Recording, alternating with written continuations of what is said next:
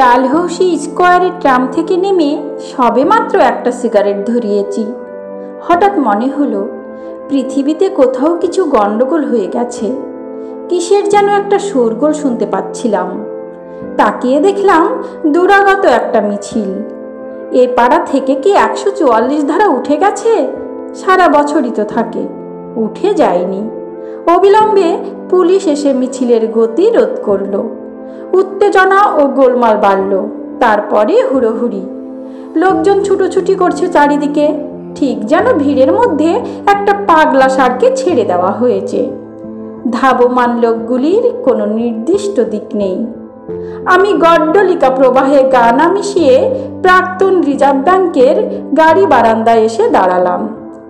College জীবন থেকেই পুলিশের লাঠিচার্জ ও tear gas চালানো এত বেশিবার দেখেছি যে এইসব গোলমালের চরিত্র বুঝতে আমার ভুল হয় না। লাঠি টিয়ার গ্যাসের অবস্থায় এখনও আসেনি। লোকজনের ছুটোছুটি ক্রমশ বাড়ছিল। তার ফলে লেগে গেল একটা বিশ্রী ট্রাফিক জ্যাম। কতক্ষণে এর জট ছাড়বে কে জানে। এর ওপর আবার আকস্মিকভাবে আরম্ভ হয়ে গেল বৃষ্টি, রীতিমতন জোরে। বৃষ্টি আসার ফলে লোকজনের ছুটোছুটি, মিছিল ও পুলিশের তাণ্ডব সবই অকিঞ্চিৎকর হয়ে গেল। বর্ষার তেজি বৃষ্টি অন্য কিছু সহ্য করে না। কয়েক মিনিট পরে আর সব কিছুই শান্ত, শুধু বৃষ্টিরই প্রবল প্রতাপ দেখা গেল। আমি তখন আমার আশ্রয় ছেড়ে বেরিয়ে পড়লাম। যতদূর সম্ভব অন্যান্য গাড়ি বারান্দাগুলোর তলা দিয়ে যাওয়া যায়। পুরোটা রাস্তায় সেরকম সুযোগ নেই। বেশ ভিজতে হলো আমাকে। বুক পকেটটা শুধু চেপে রইলাম। সিগারেট, দেশলাই আর সামান্য যা টাকা পয়সা আছে তা জানো না ভেজে। বেশি দূর নয়, আমার যাবার কথা রাজভবনের পশ্চিম দিকের গেটের সামনে। নীরা ওখানেই আসবে ঠিক 4:30 সময়। আমার মাত্র 5 মিনিট দেরি হয়েছে। সিংহমূর্তির কাছেই একটা গাছতলায় দাঁড়ালাম।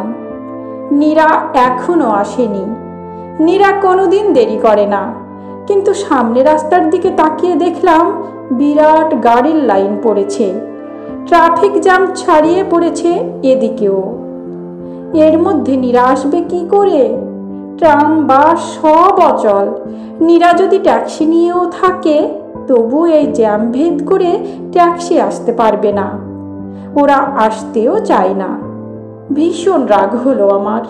ঠিক এই সময়ে কি ট্রাফিক জ্যাম না হলে চলছিল না? এদিকে বৃষ্টির বিরাম নেই। বৃষ্টির সময় গাছতলায় আশ্রয় নেওয়া খুব সুবিধের ব্যাপার নয়। প্রথম প্রথম জলের হাত থেকে বাঁচা যায়, তারপর গাছ নিজেই মাথা ঝাঁকিয়ে জল ঝাড়তে থাকে। আর একটা সিগারেট ধরাবার জন্য পকেট থেকে সিগারেট দেশলাই বার করলাম।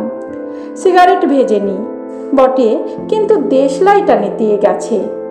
কয়েকটা কাঠি নিয়ে জ্বালাবার ব্যর্থ চেষ্টা করলাম বারবার। ছাল চামড়া শুধু উঠে আসে। আমার পাশে আরও কয়েকজন লোক দাঁড়িয়েছিলেন। একজনের মাথায় ছাতা, তবু তিনি আশ্রয় নিয়েছেন গাছের নিচে। তার মুখে জ্বলন্ত সিগারেট। খুব বিনীতভাবে জিজ্ঞেস করলুম, আপনার কাছে দেশলাই আছে?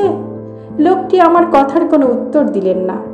নিজের মুখ থেকে জ্বলন্ত সিগারেটটা এগিয়ে দিলেন আমার দিকে। হয় ওর কাছে দেশলাই নেই, অথবা উনি কাঠি খরচ করতে চান না। সাবধানে ওর সিগারেটটা ধরে আমি আমারটা জ্বালিয়ে নিলাম। তারপর ওরটা ফেরত দেওয়ার জন্য হাত বাড়িয়ে আমি বললাম, ধন্যবাদ। আমার ধন্যবাদের উত্তরে উনি বললেন, ফেলে দিন। আমি ঠিক বুঝতে পারলাম না। ওর সিগারেটটা মাত্র আধখানা পুড়েছে, উনি ফেরত নিতে চাইছেন না কেন? আমরা তো আরো অনেক দূর পর্যন্ত টানি। আমি আবার বললাম, এই নিন। উনি একই রকম গলায় বললেন, দরকার নেই, ফেলে দিন। তারপর মুখ ঘুরিয়ে নিলেন অন্যদিকে।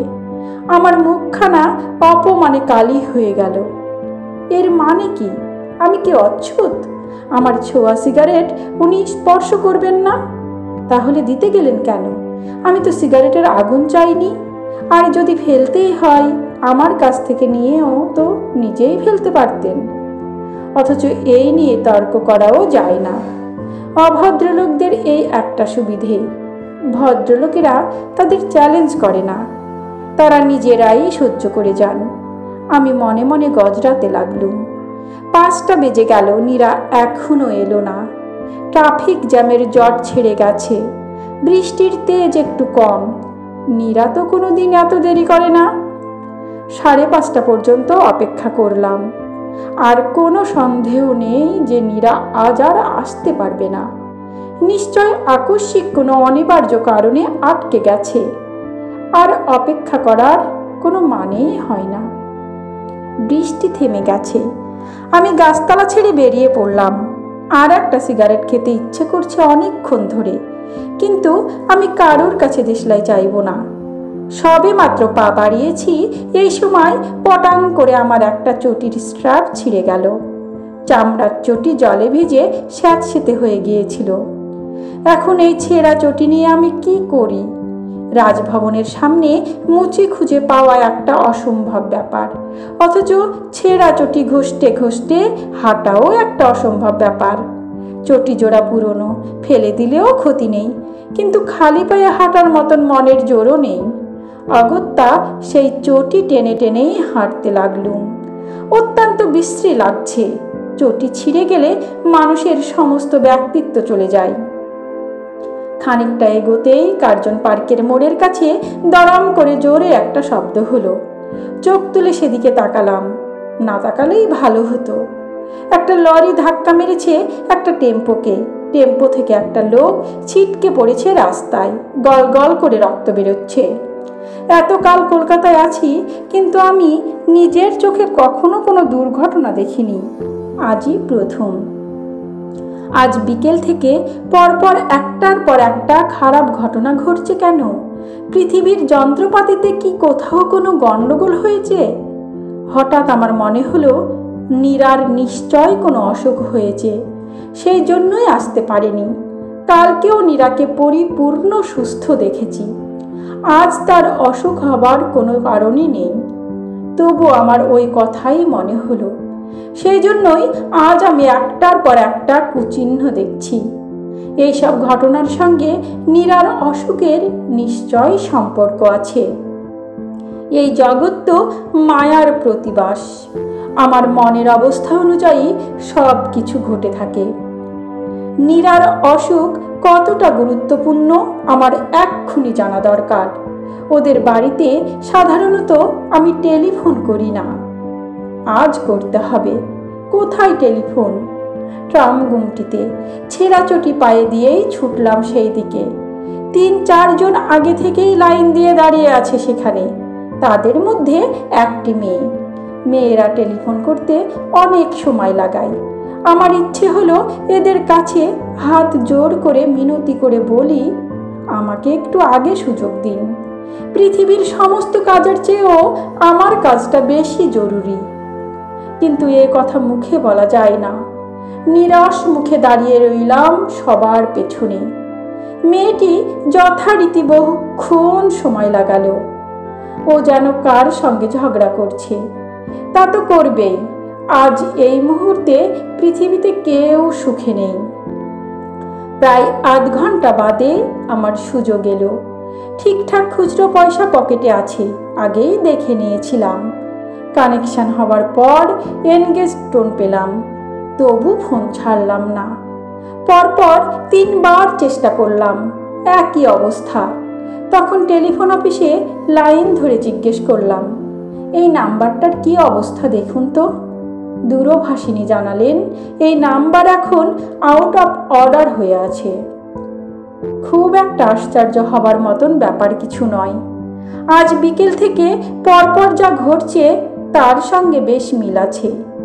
এরপর আমি একটা কাজই করতে পারি। পা ঘষতে ঘষতে চলে এলাম ধর্মতলার মোড়ে। সন্ধ্যের পর কলকাতার রাস্তায় মুচি পাওয়া অসম্ভব। ঈশ্বর এরকম নিয়ম করেছেন। সুতরাং আমি আমার পুরনো চটি জোড়া ফেলে দিয়ে ফুটপাত থেকে একজোড়া রবারের চটি কিনে নিলাম। তারপর মিনিবাস ধরে দ্রুত নীরার বাড়িতে। দরজা খুলল চাকর। কোনো দ্বিধা না করে জিজ্ঞেস করলাম, দিদিমণি আছে? অন্যদিন হলে নীরার বাবার সঙ্গে প্রথমে কথা বলতাম, একটা কোনো জরুরি প্রসঙ্গ বানিয়ে নিতে হতো। আজ আর ওরকম অছিলা খোঁজার কোনো মানেই হয় না। চাকরটি বলল, দিদিমণি ওপরে শুয়ে আছেন, অসুখ করেছে। না, এমনি শুয়ে আছেন। খবর দাও, বলো সুনীলবাবু দেখা করতে এসেছেন। চাকরটি উপরে চলে গেল। আমি বসবার ঘরে দাঁড়িয়ে ছটফট করতে লাগলাম। বসতেও ইচ্ছে করল না। টেবিলে অনেক পত্রপত্রিকা পড়ে আছে, ছুঁয়েও দেখলাম না।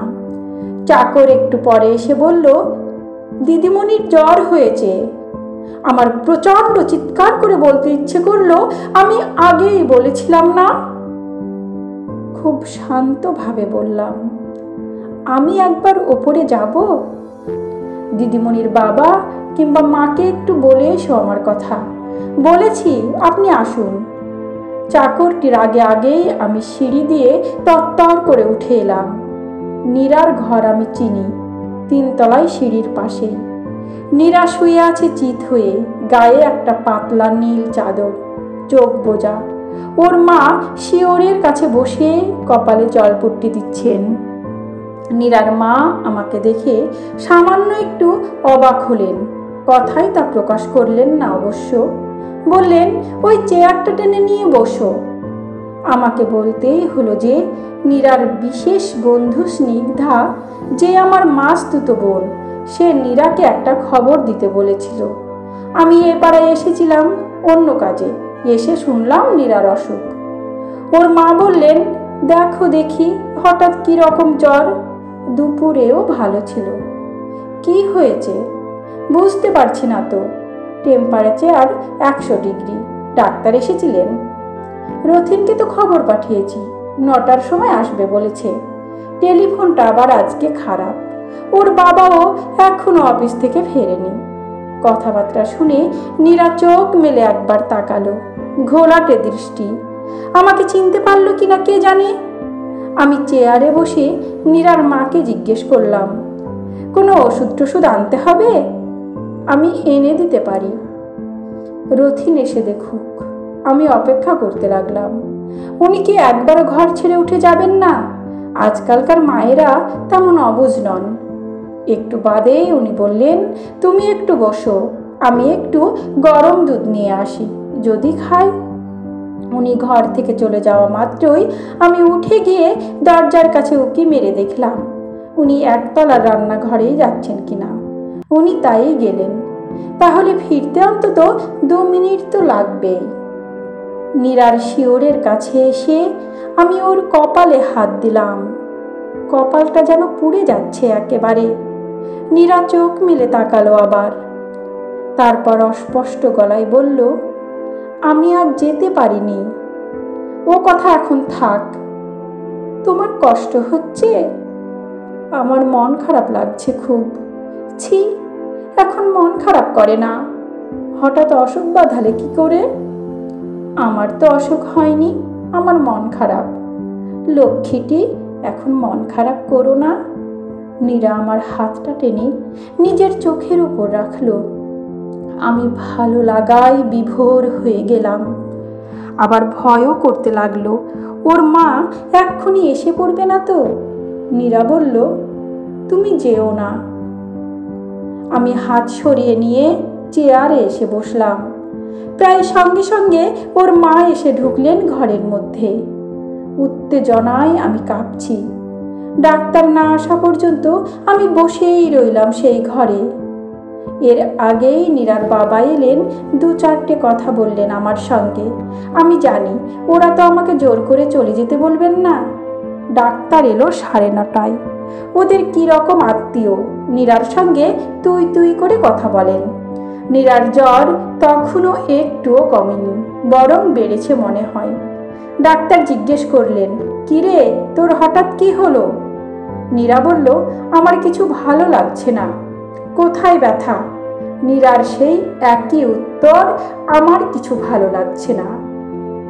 ওরা কেউ জানে না, শুধু আমি জানি। নীরা কখনো অসুখের কথা আলোচনা করতে ভালোবাসে না, কোনো দিনও শরীরের কোনো ব্যাপার নিয়ে অভিযোগ করেনি, কিংবা আমার সামনেও না। ডাক্তার নীরার বুক পিঠ পরীক্ষা করে গম্ভীর হয়ে গেলেন। ভুরু কুচকে বললেন, জ্বর তো 105-এর কম নয় মনে হচ্ছে। কোনো রকম ভাইরাস ইনফেকশন মনে হচ্ছে। রক্ত পরীক্ষা করাতে হবে। আজ তো হবে না, কাল সকালেই পাঠিয়ে দেব। তারপর দিন থেকে কলকাতা শহরে কি তুলকালাম কাণ্ড। আগের দিনের ঘটনার জেরে ছাত্র ধর্মঘট, পুলিশের সঙ্গে আবার মারামারি, ট্রাম বাস পুড়ল, কলকাতা শহরটা বিকল হয়ে গেল। আমি বিকেলে দৌড়তে দৌড়তে গেলাম নীরার কাছে। নীরার অবস্থা আরও খারাপ হয়েছে, কোনো কথা বলতে পারছে না, প্রায় অজ্ঞানের মতন অবস্থা। এদিকে রক্ত পরীক্ষার কোনো ফলাফল তখনও আসেনি। বিষণ্ণ মনে বেরিয়ে এলাম নীরাদের বাড়ি থেকে।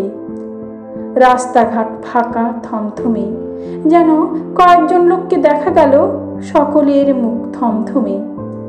মাঝে মাঝে হিংস্র চেহারায় পুলিশের গাড়ি টহল দিচ্ছে। আমি তো জানি কলকাতার এই অবস্থা তো শুধু নীরার জন্যে। নীরার অসুখ ঠিক না করলে এই শহর রসাতলে যাবে। পরদিনও নীরার ঠিক সেই একই রকম অবস্থা। ডাক্তাররা কিছু বলতে পারছেন না। আমি তীব্রভাবে মনে মনে বলতে লাগলাম, আপনারা করছেন কি? আপনারা কি কলকাতা শহরটাকে ভালোবাসেন না? ওকে সরিয়ে না তুললে, ওকে সারিয়ে না তুললে যে এই শহরটা ধ্বংস হয়ে যাবে। হঠাৎ ভূমিকম্পে সব কিছু ভেঙে পড়তেও পারে। সেদিন কলকাতার 7 জায়গায় ট্রামে বাসে আগুন লেগেছে। পুলিশের সঙ্গে খণ্ডযুদ্ধ হয়েছে অনেক জায়গায়। আমি একটু ফাঁকা ঘর পেয়ে অচেতন নীরার কপালে হাত দিয়ে বললাম, নীরা, ভালো হয়ে ওঠো, তোমাকে ভালো হয়ে উঠতেই হবে। তুমি এতগুলো মানুষের কথা ভাবো। পরদিন কলকাতায় কারফিউ জারি হবে কিনা এই রকম জল্পনা কল্পনা চলছিল। কেউ কেউ বলছে আর্মিকে ডেকে আনা হবে, কিন্তু সেদিনই রক্ত পরীক্ষার ফল পাওয়া গেল। জানা গেল ভাইরাস। ঠিক ইঞ্জেকশন দেবার পরই নীরার জ্ঞান ফিরে এলো। 1 ঘন্টা বাদে ওর মুখের রংটা দেখালো অনেক স্বাভাবিক। আমি জিজ্ঞেস করলাম, নীরা, এখন কেমন আছো? নীরা সামান্য হেসে বলল, আমার মন ভালো হয়ে গেছে। সেদিন বাইরে এসে দেখলাম চমৎকার ফুরফুরে হাওয়া বইছে। রাস্তায় অনেক বেশি লোকজন, কয়েকজন পুলিশের মুখেও হাসি। পরদিন সকাল থেকে কলকাতা একেবারে স্বাভাবিক। গল্প নীরার অসুখ। কলমে সুনীল গঙ্গোপাধ্যায়, কণ্ঠে আমি রোজি।